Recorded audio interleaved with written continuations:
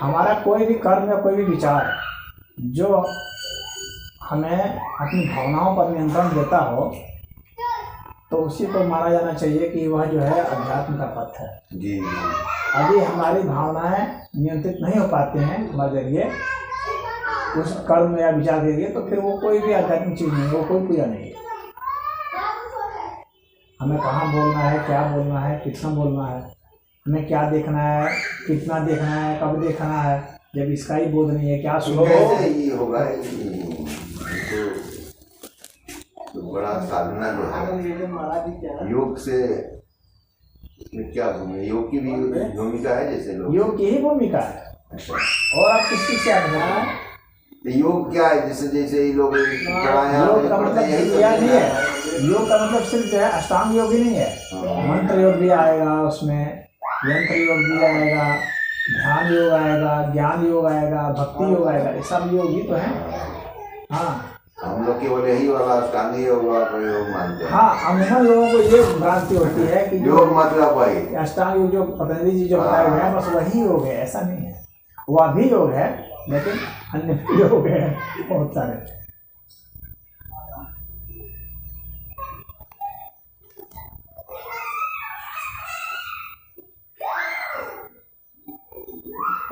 मुख्य बात है कि हम अपनी भावना पर काम करें। हम लोग का क्या है ना कि हम लोग का भावनात्मक विकास नहीं हुआ है। आप देखेंगे हम लोग का जो भाव शरीर है मनुष्य का विकास नहीं हुआ है। जब मनुष्य गुफा में रहता था उस समय और जब अब है तब कोई भी चेंज नहीं आया, कोई विकास नहीं किया।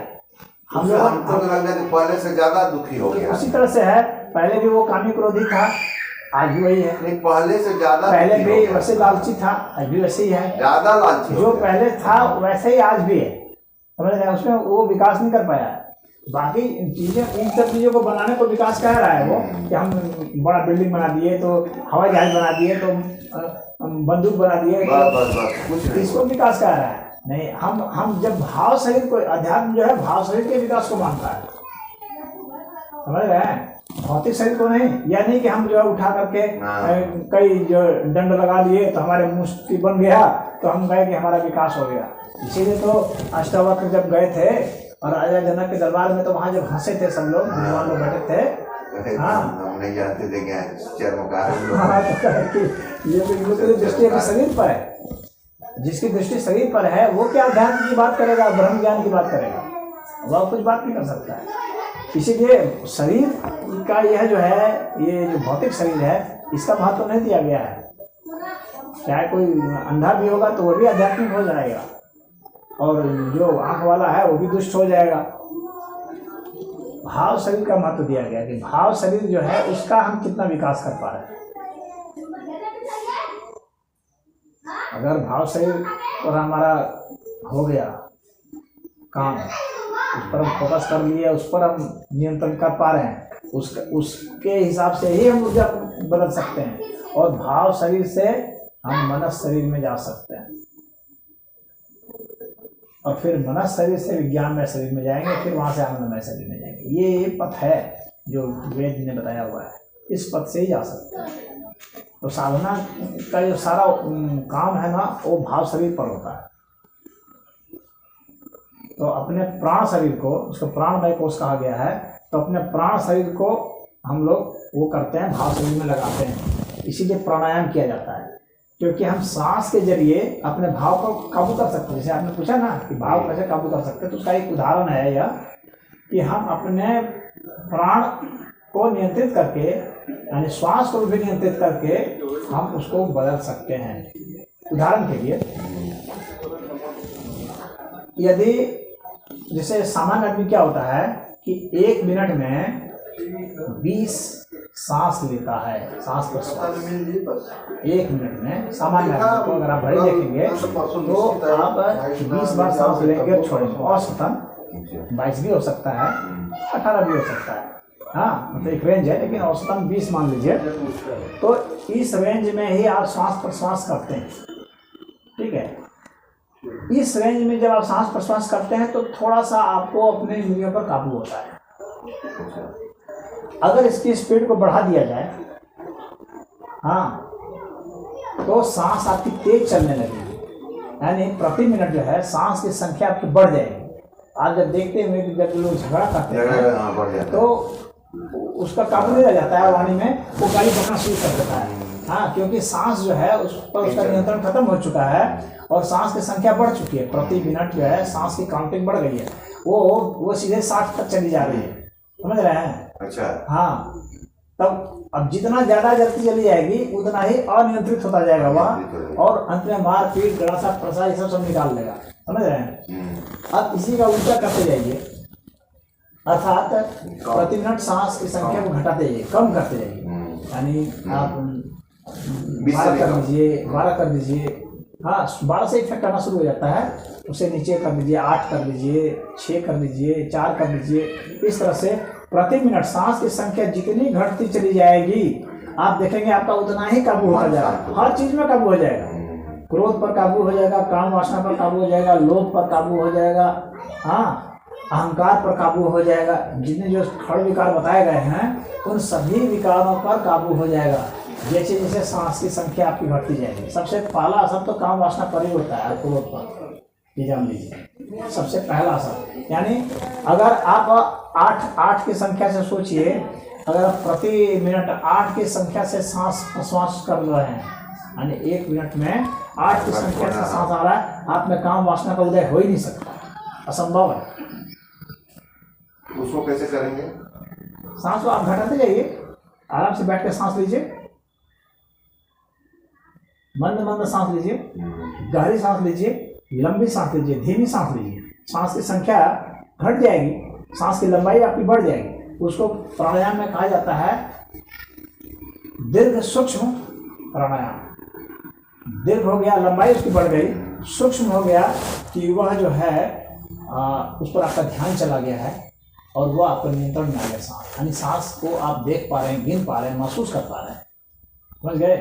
तो वह जो उसकी लंबाई बढ़ती चली जाएगी, तो सांस की संख्या जैसे ही आपकी 8 और से नीचे आने लगेगी तो आपका नियंत्रण शुरू हो जाएगा। सबसे पहला नियंत्रण काम वासना पर होगा, क्रोध पर होगा, 8 पर आ जाएंगे, पर 10 पर आ जाएंगे तो एकदम क्रोध पर नियंत्रण हो जाएगा। 8 पर जाएंगे तो काम वासना पर नियंत्रण हो जाएगा, तो काम क्रोध पर नियंत्रण हो जाता है 8-10 में आते ही। उससे और नीचे आते चले जाएंगे, सबसे अंत में जो है ना दर्द पर आता है, सबसे अंत में दर्द होता है। दर्द? हाँ। 2 मिनट में यदि एक सांस आ रही है जा रही है, योगी को इतना उच्च स्तर का अपने को ले जाना पड़ेगा कि 2 मिनट में एक लंबी सांस हो ले रहा है, बस बहुत उच्च स्तर चाहिए। अगर उतना तक कोई जो कर पाएगा उसको दर्द नहीं होगा, चाहे उसको काट भी दिया जाए। अच्छा। ये 1.5 मिनट से ही शुरू हो जाएगा, 1.5 मिनट में ही शुरू हो जाएगा, 1.5 मिनट से 2 मिनट में तो परफेक्ट हो जाएगा, उतना लंबा। और 1 मिनट में एक सांस अगर आ रही है जा रही है तो वह जो है जिसको सामान्य से घमंड डमंड जो बोलते हैं हम लोग, हाँ, तो ये सब उसका समाप्त हो जाता है। अगर 45 सेकंड में लेंगे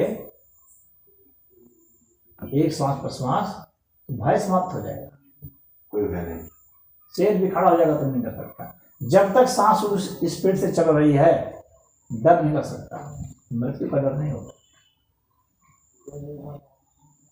तो सांस की संख्या से, यानी प्राणायाम से, जिनमें बता रहा हूँ भाव शरीर में कैसे घुसा जाता है इसकी बात कर रहा हूँ। आपने पूछा था ना जी जी जी। भाव शरीर में कैसे प्रवेश होगा, भाव शरीर पर कैसे नियंत्रण करेंगे, तो भाव शरीर पर नियंत्रण का यही है, आप सांस की संख्या को घटाते जाइए और आप देखिए, देखते रहिएगा आपका भाव पर नियंत्रण होना शुरू होगा। क्या बोलेंगे क्या नहीं आपको पता चलने लगेगा, अपने आप भीतर से सब कुछ आता जाएगा, हर चीज, जितने भी सिद्धियां सब बताई जाती हैं सब इस पर आधारित हो जाती है। आपकी सांस की संख्या कितनी चल रही है इस पर, यानी ये प्राणायाम के जरिए जो है, यह मेरा बताने का यहाँ प्रयास था। ये सब मंत्र के जरिए भी होता है और बहुत सारी चीज़ों से होता है। तो यह जो है सबसे वैज्ञानिक है, सबसे परखा जा सकता है। आप इसको तुरंत जो है 5 मिनट के भीतर परख के देख सकते हो, इतना प्रयोगात्मक है। जैसे बाकी चीज में तो अविश्वसनीयता हो सकती है ना, वैज्ञानिक, हाँ, ये इतना तथ्यात्मक है कि अभी आप करेंगे तो अभी इसका परिणाम पाएंगे तुरंत। योग का यही तो कमाल है। मतलब बिगिनर नहीं कर सकता तुरंत? बिगनर भी कर सकता है। अच्छा। हाँ, बिगनर भी कर सकता है। अब उतना तक नहीं जा पाएगा, हाँ। लेकिन बिगनर भी जो मैंने करा के यहाँ देखे हैं ना, यहाँ पर जो है ध्यान का जो ऊपर बना हुआ है, हाँ। यहाँ मैंने करा के देखा हुआ है ना, तो बिगनर भी जो है 6 तक चला जाता है।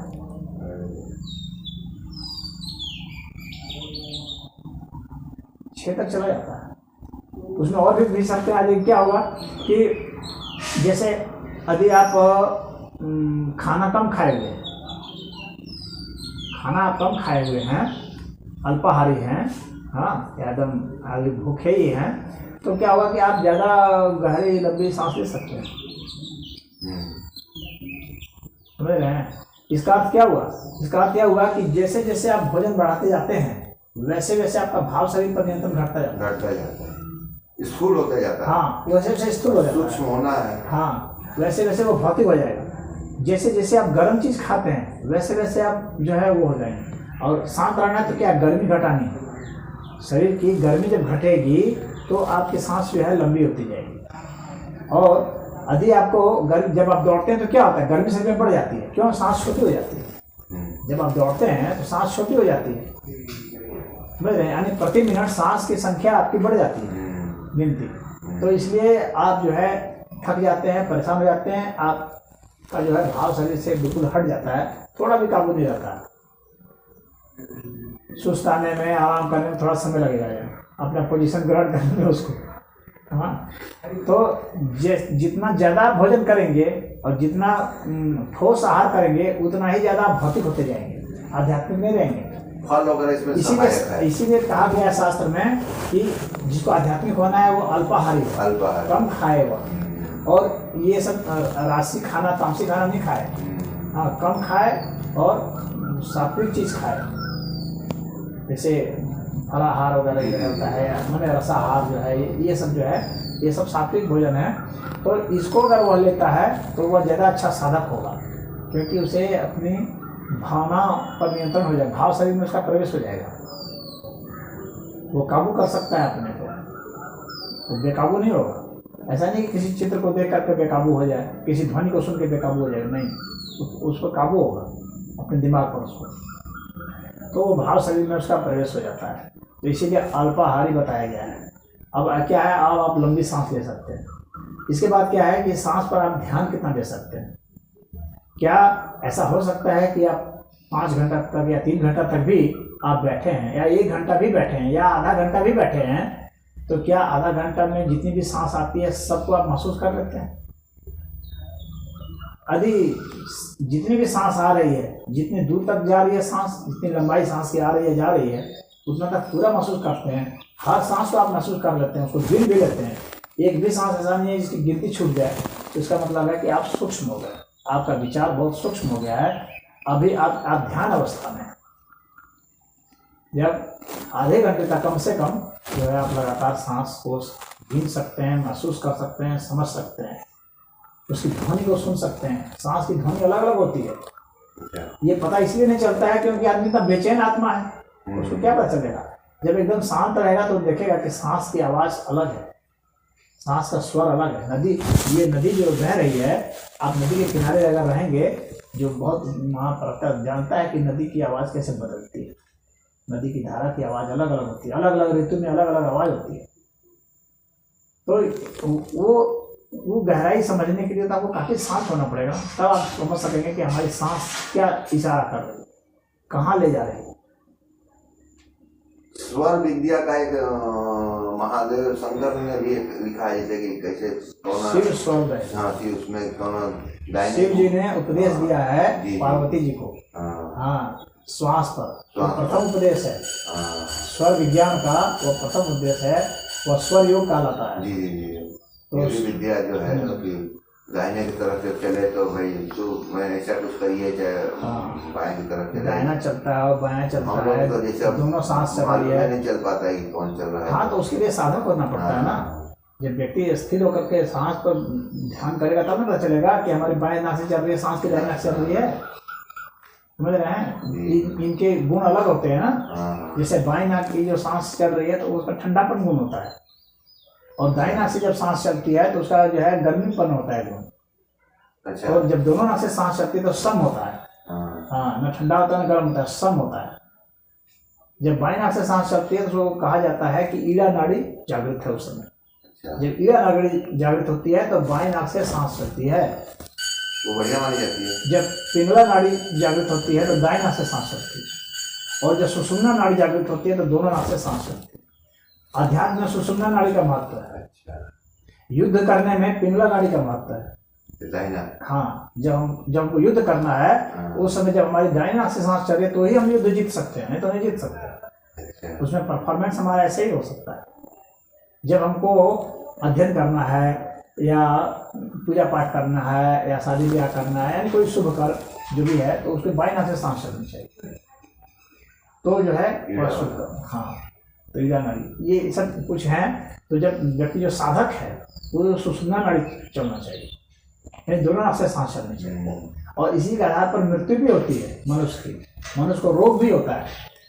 जिस मनुष्य के बाएं नाक से सांस ज़्यादा चलती है तो इसका मतलब है उसको ठंडा वाला रोग होगा, ठंडा संबंधित रोग होगा, जैसे कि कफ संबंधित रोग हो गया, हाँ, अस्थमा हो गया, इस तरह का उसको रोग हो जाएगा।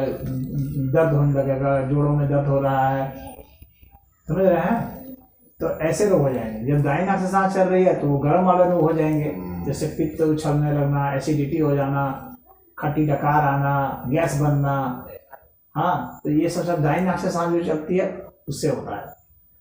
तो जो साधक होता है वो अपने इस सांस की प्रक्रिया को बदल भी सकता है और उससे जो है अपने रोग को भी ठीक कर सकता है। बाएं से दाएं चला सकता है, दाएं से बाएं चला सकता है। अमूमन क्या है कि 2 से ढाई घंटे के बीच में सांस बदल जाती है। एक स्वस्थ आदमी में बाएं नाक से सांस चलेगी तो दाएं नाक में चली जाएगी, फिर दाएं से चलेगी बाएं नाक में चली जाएगी। ये 2.5 घंटे पर होता रहता है। लेकिन जब व्यक्ति अस्वस्थ हो जाता है तो ऐसा नहीं होता है, तो फिर एक ही तरह के सांस चलेगी। जैसे मान लीजिए मलेरिया हो गया उदाहरण के लिए, हाँ, तो दाएं नाक से सांस चल रही है उसकी, बाएं नाक से सांस ही नहीं चल रही,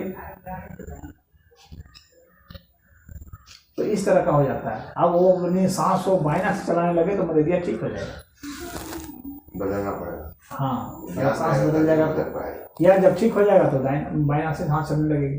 तो शरीर का तापमान जो है असल में क्या है कि हम लोग जो है ये होता है किस लिए, हम लोग का शरीर का तापमान जो है ना बराबर रहता है। एक स्वस्थ व्यक्ति का तापमान जो है बराबर रहता है, में 96 डिग्री के आसपास सांस वो तापमान रहता है।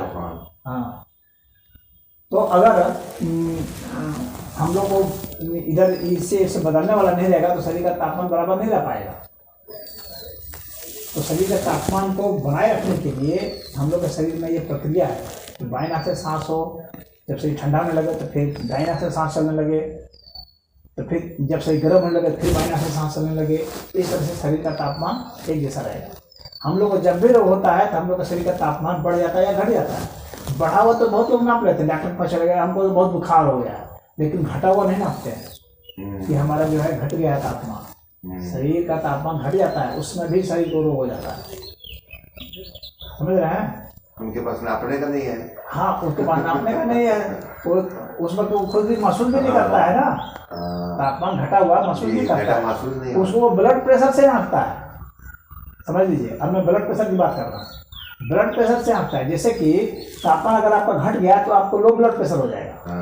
हाँ, तापमान शरीर का घट रहा है इसका मतलब व्यक्ति को लो ब्लड प्रेशर है। अगर व्यक्ति को लो ब्लड प्रेशर है इसका मतलब शरीर का तापमान उसका नॉर्मल से नीचे जा रहा है। हाँ, तो वो ब्लड प्रेशर आंक लेते हैं और कहते हैं वो इसका तो लो ब्लड प्रेशर है, इसका मतलब कि इसको बीमारी हो रही है, समझ रहे हैं? और उसी तरह से तापमान अगर बढ़ने लगेगा तो हाई ब्लड प्रेशर हो जाएगा।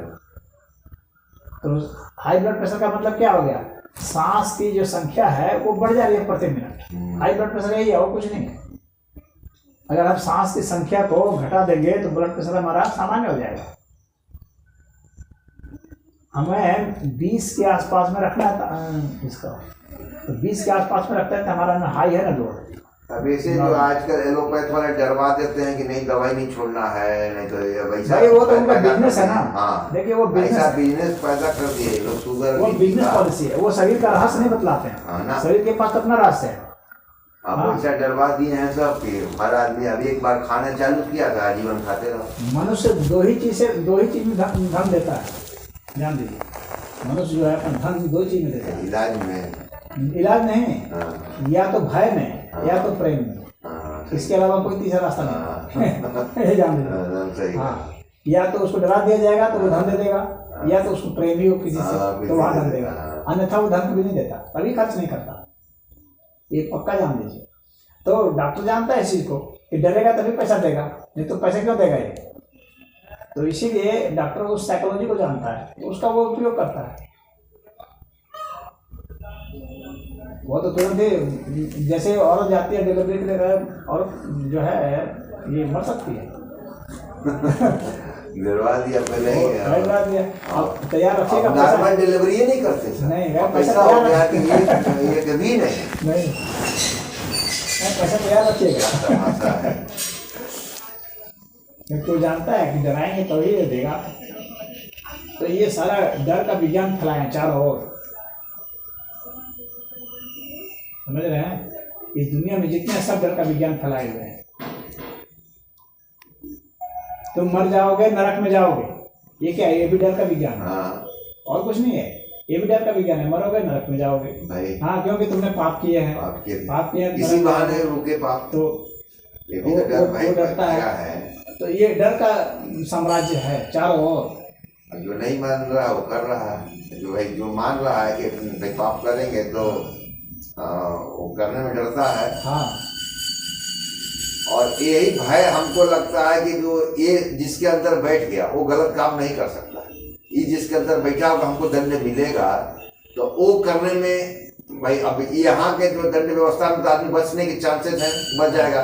न्यायपालिका बिकाऊ है, सब बिकाऊ है, लेकिन ऊपर वाले पर जब लगेगा कि नहीं दंड मिलना है तो वो कुछ भी करने में गलत। वैसे गिने चुने लोग हैं।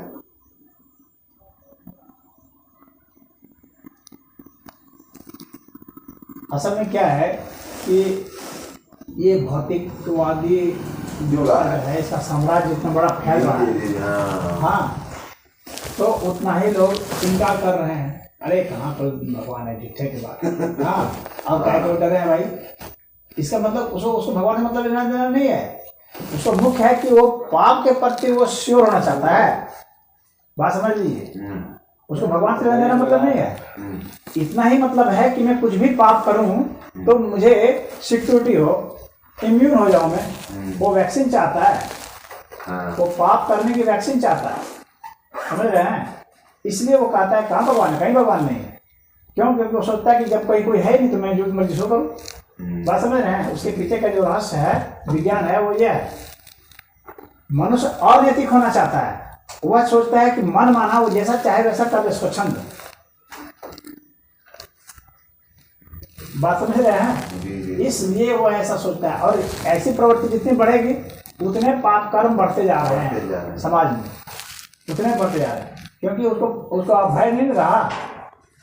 अब तो वो इम्यून हो गया है, वैक्सीन लगा लिया है। वो नास्तिकता का वैक्सीन लगा लिया उसने। अब उसको क्या डर है? अब वो जो मर्जी सो करे। नेल्सन मंडेला के ऊपर तो लिखा कि जितना धर्म ने हमको नुकसान किया है उतना कोई ने नुकसान किया। हमको क्या क्या लोग तर्क देते हैं। वो ऐसा इसलिए कह रहा है क्योंकि वह व्यक्ति अब एक से एक अधर्म करना चाह रहा है। हाँ, इसके पीछे मनोविज्ञान यही है कि वह अधर्म करना चाह रहा है, इसलिए वो धर्म को गाली दे रहा है। बुरा आदमी अच्छे को इसलिए गाली देता है ताकि वो सोचता है कि हमको अब कोई बुरा कहने वाला नहीं रहेगा, क्योंकि अच्छे को तो मैंने गाली दे ही दिया, अब तो मैं ही अच्छा हो गया।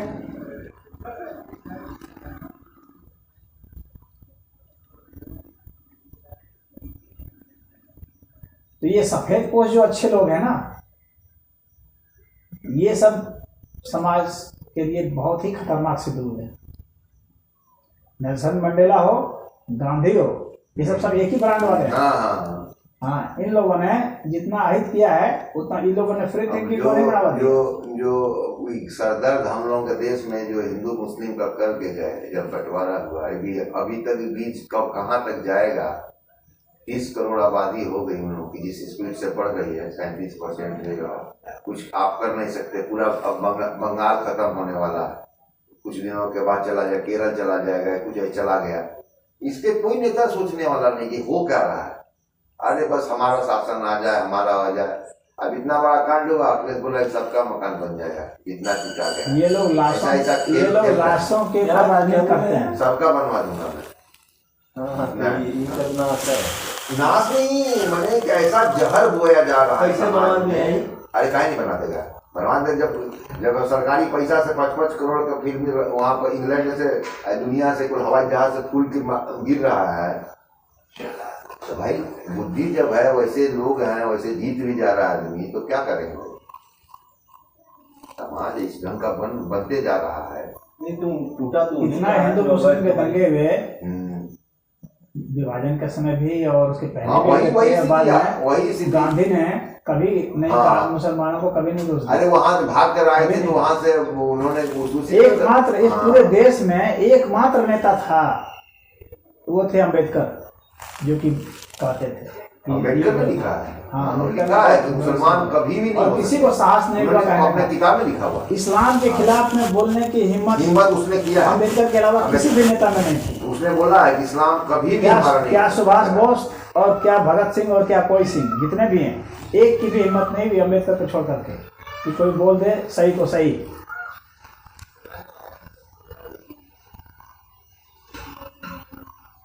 ऐसा तो उस ढंग के नेता ही नहीं है। देश के प्रति सोचने वाला भी सब गर्दी मिल जा, लूटो, अपना घर द्वार सब बनाओ, क्या मतलब देश में। नहीं ऐसा उस समय भी थी, उसमें भी हमारा गुलाम हुआ देश, उसमें हजारों साल से गुलाम रहा। ऐसी प्रवृत्ति उस समय भी, एक राजा दूसरे राजा पर राज करते थे, सब कहता है छोड़ो हमसे क्या होगा। वही हाल है यहाँ भी है। और पहले चुनाव होता था तो नेता साथ में बैठते, लोहिया जवाहरलाल नेहरू साथ बैठता था। अब तो मरवा दे रहे हैं लोग, कैसे खड़ा हो रहा है, मरवाओ इसको। अरे नेहरू जब वहाँ से जब आए थे, विभाजन हुआ था, वहाँ से हिंदू सब बेचारे अपने घर द्वार संपत्ति सब लूट पीट करके वहाँ से आए थे। यहाँ आए तो सोचे कि भाई चलो वहाँ से यहाँ आए तो कुछ हम लोग को मतलब मिल जाएगा, कहीं रहने का ठिकाना कुछ भी। अब नेहरू खुद अपने हाथ से लाठी से मरने लगा उन लोगों को। क्यों आए यहाँ, क्यों नहीं वहीं मर गए।